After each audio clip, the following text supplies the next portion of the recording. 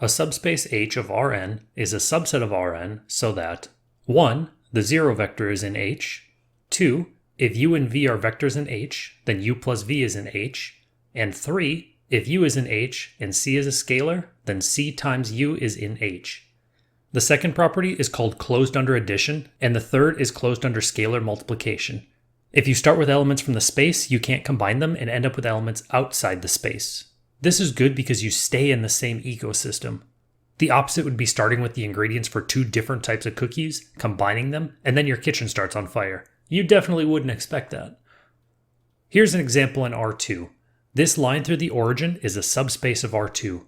Any two vectors on this line point in the same direction, so adding and scalar multiplication stay on the same line. This line is not a subspace. It doesn't pass through the origin. A curve that looks like x squared?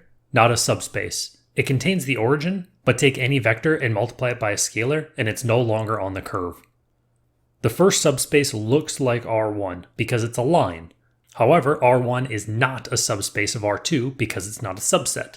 You need to verify the subspace is actually a subset first. Let's do an example. Let u and v be two vectors in Rn, and h equal the span of these vectors. Then h is a subspace of Rn.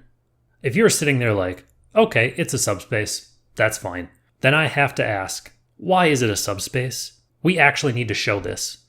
Before we begin, H is a subset of Rn because we started with vectors in Rn. Next, let's figure out what the elements of H look like.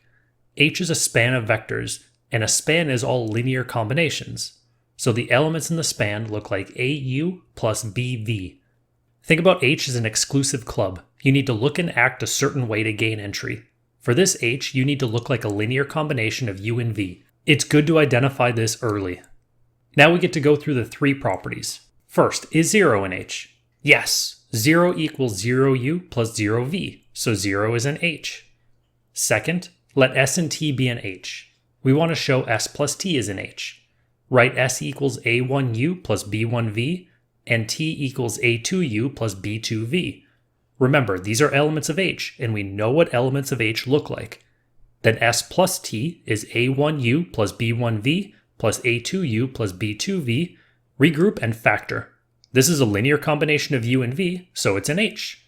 Third, let S be in H and C a scalar. We want to show C times S is in H. Again, write S equals AU plus BV, then compute C times S.